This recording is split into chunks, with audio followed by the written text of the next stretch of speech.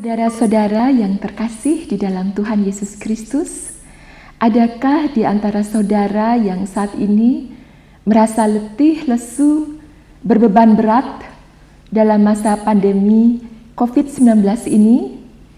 Kiranya firman Tuhan hari ini dari Injil Matius pasal 11 ayat 25 sampai 30 memberikan penghiburan, kekuatan, dan kelepasan bagi saudara. Pada waktu itu berkatalah Yesus, "Aku bersyukur kepadamu Bapa, Tuhan langit dan bumi, karena semuanya itu Engkau sembunyikan bagi orang bijak dan orang pandai, tetapi Engkau nyatakan kepada orang kecil."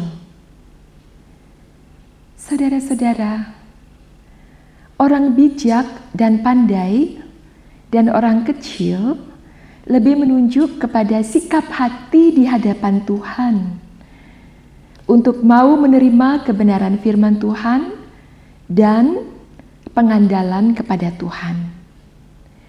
Orang bijak dan pandai adalah tipe orang yang tinggi hati karena mengandalkan pengetahuan, kepandaian, prestasi yang mereka miliki, yang mereka peroleh melalui usaha kerja keras yang tekun dan yang teruji dalam jangka waktu yang cukup panjang, sehingga mereka tidak lagi mengandalkan Tuhan. Dan penilaian mereka terhadap diri sendiri bagaikan gelas yang sudah terisi penuh, sehingga sudah memadai dengan pengetahuan yang mereka sudah miliki dengan usaha sendiri, sehingga mereka tidak merasakan suatu kebutuhan untuk ditambah isinya ataupun untuk keterbergantungan kepada Tuhan.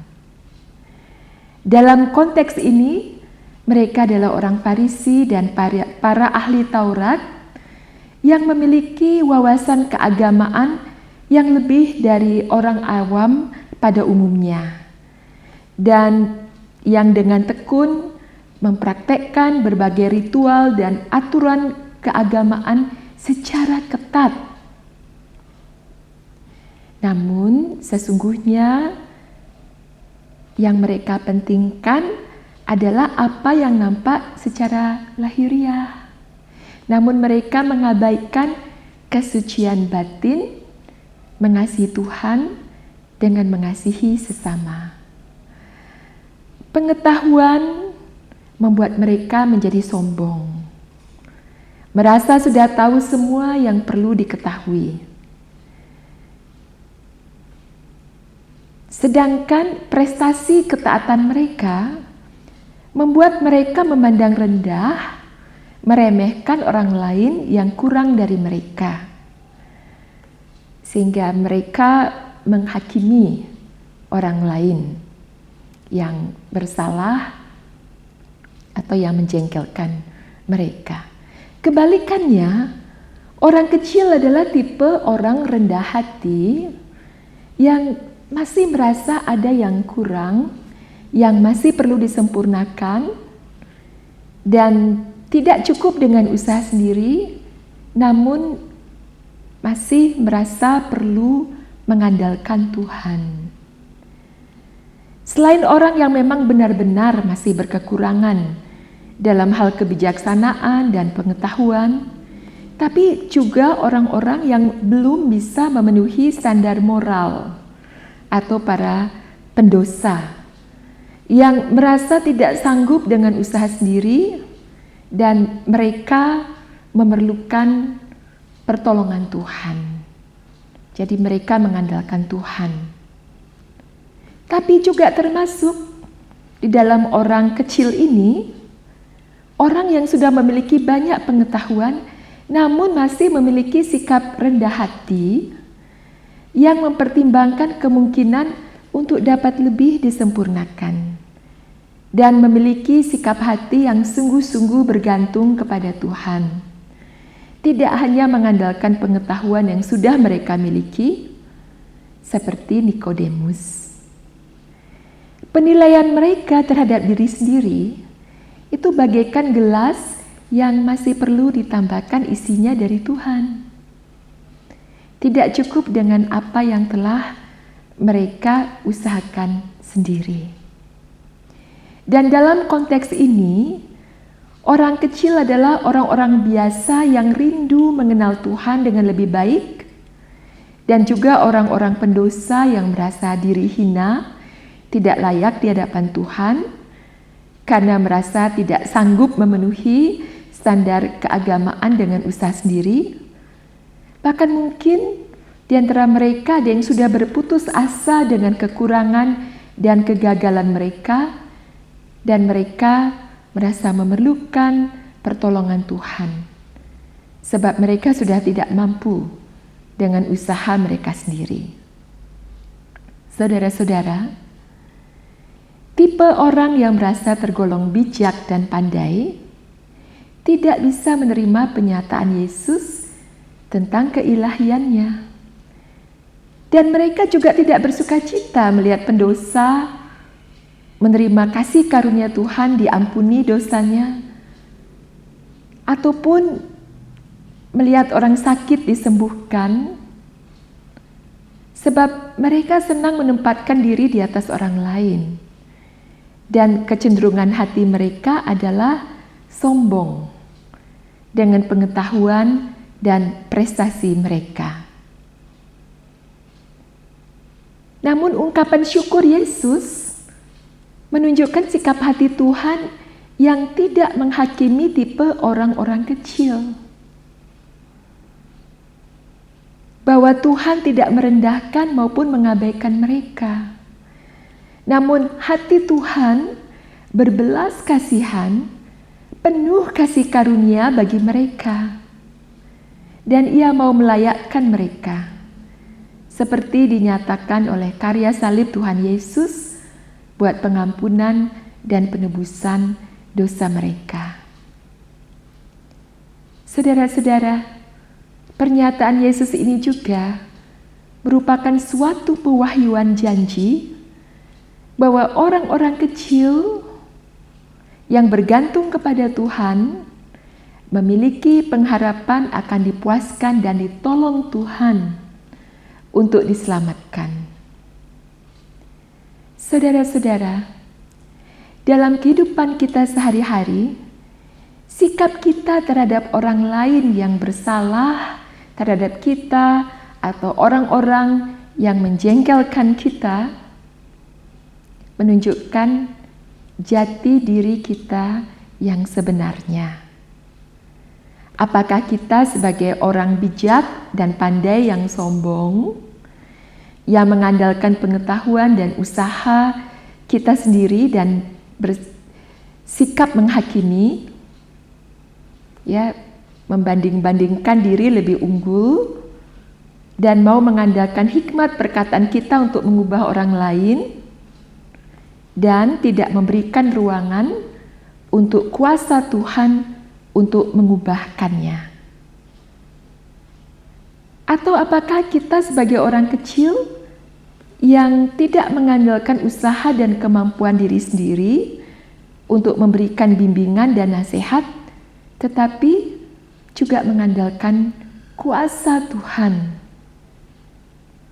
Pengandalan pada kuasa Tuhan berarti kita sedia patuh kepada perintah-perintah Tuhan untuk bersikap rendah hati, lemah lembut dan sabar terhadap orang yang bersalah dan orang-orang yang menjengkelkan kita. Kita melakukan bagian kita dengan cara merespon menurut perintah Tuhan dan memberi ruang untuk karya Tuhan bagi kuasa Tuhan dalam kedaulatannya untuk melakukan karyanya, mengubah orang tersebut.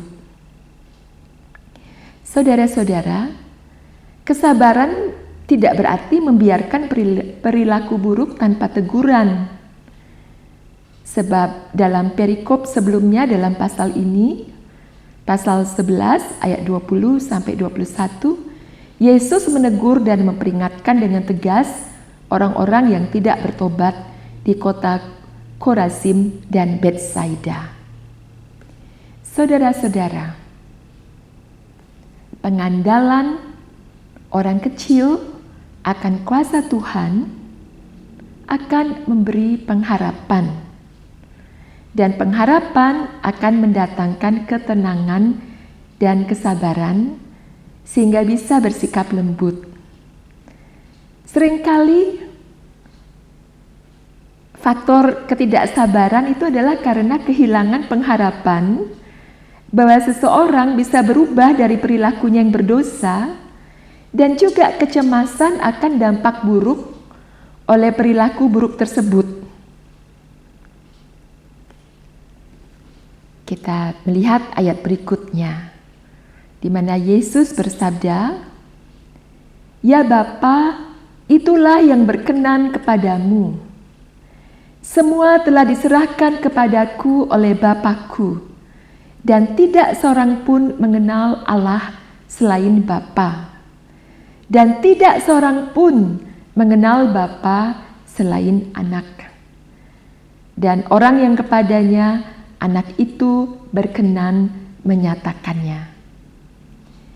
Saudara-saudara, ini adalah untuk pertama kalinya Yesus menyatakan keilahiannya.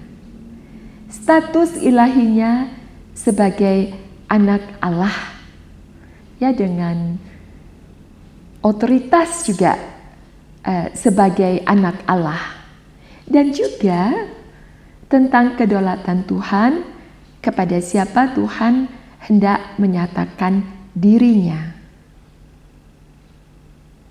Saudara-saudara, ini berarti bahwa seseorang bisa percaya kepada Yesus sebagai Tuhan dan Juru Selamat.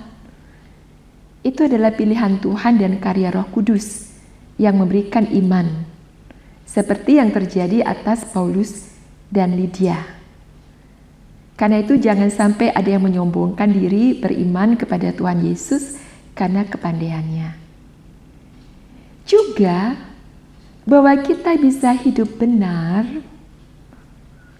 dengan patuh kepada firman-Nya, itu bukan semata oleh kemampuan kita, tetapi oleh karena karya Roh Kudus yang memberikan pengertian kepada kita, dan karya pengudusan oleh Roh Kudus yang memberikan kita kecondongan hati dan memberikan kita keteguhan iman untuk mau melangkah sesuai dengan firman Tuhan. Jadi karya Roh Kudus yang bekerja dengan kuat kuasa dalam kehidupan kita untuk memberikan pengertian serta kemauan dan kekuatan untuk melakukan yang membuat seseorang berhasil untuk melakukan perintah Tuhan. Jadi bukan karya kita semata. Jadi sebenarnya tidak ada yang bisa disombongkan oleh manusia. Dan saudara-saudara, di sini jelas sikap Tuhan yang membenci kesombongan, namun menyukai kerendahan hati pada diri manusia. Tuhan menginginkan orang senantiasa rendah hati untuk rindu semakin dipenuhi pengenalan akan Dia, dan juga untuk senantiasa bergantung kepadanya. Tidak hanya mengandalkan kebijaksanaan, kepandaian, dan prestasi kesalehan yang telah dimilikinya. Ayat berikutnya, Yesus bersabda, "Marilah kepadaku semua yang letih lesu dan berbeban berat, aku akan memberikan kelegaan kepadamu. Pikulah kuk yang kupasang dan belajarlah padaku, karena aku lemah lembut dan rendah hati, dan jiwamu akan mendapat ketenangan. Sebab kuk yang kupasang itu enak, dan bebanku pun ringan." Saudara-saudara, Yesus mengundang setiap orang yang letih, lesu, dan berbeban berat untuk datang kepadanya langsung. Bukan kepada pendeta, bukan kepada konselor, bukan kepada sahabat untuk curhat, tetapi untuk datang kepadanya langsung. Dan ia menawarkan kelegaan, damai sejahtera, dan sukacita. Bagaimana kita bisa datang kepadanya? Kita datang kepadanya kepada firman-Nya. Dan melalui permohonan doa kepadanya. Sebab firman-Nya mengandung janji-janji yang mendatangkan penghiburan, kekuatan, solusi, dan setiap firman-Nya itu disertai atau mengandung kuasa untuk menggenapi segala apa yang dijanjikannya.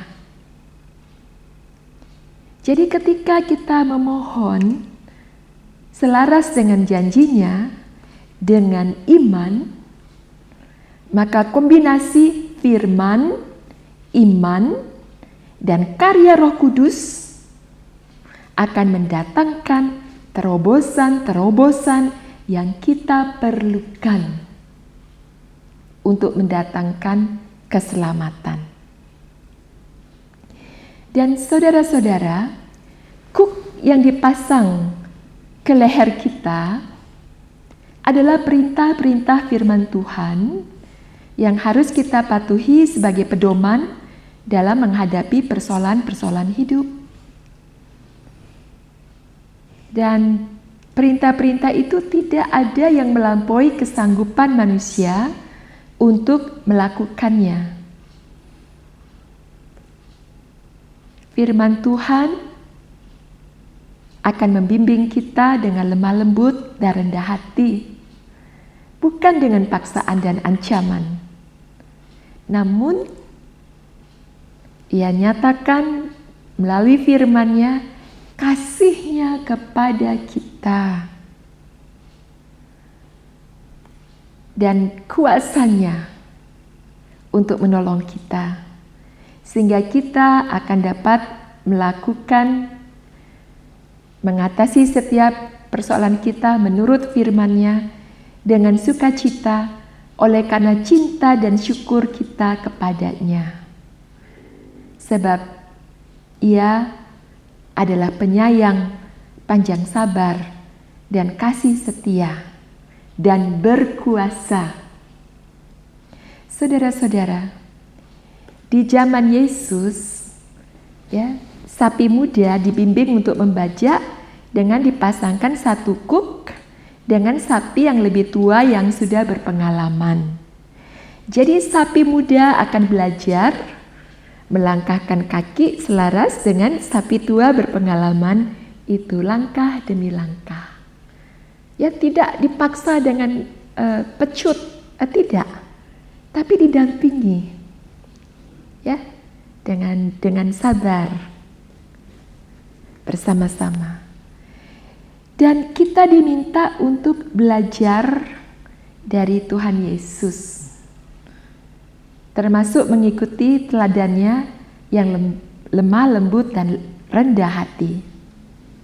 Saudara-saudara, kita tidak bisa belajar dari Yesus jika kita tidak punya kemauan untuk dimuridkan. Dan kita memuridkan diri sendiri dengan membaca firman-Nya di Alkitab. Dengan membaca seluruh firman-Nya. Dan dengan melakukan perintah-perintahnya itu, kita justru akan mendapatkan hidup yang sungguh-sungguh hidup. Dengan ketenangan jiwa, damai sejahtera, dan sukacita hidup yang sejati. orang bijaksana dan pandai, bertobatlah untuk menjadi orang kecil di hadapan Tuhan. Datanglah kepada Tuhan Yesus dengan segala beban persoalan hidupmu. Oleh sebab Tuhan Yesus rendah hati dan lembut, dan Ia akan memberikan ketenangan jiwa, damai sejahtera, dan sukacita, serta keselamatan yang saudara perlukan. Amin. Saat teduh bagi kita.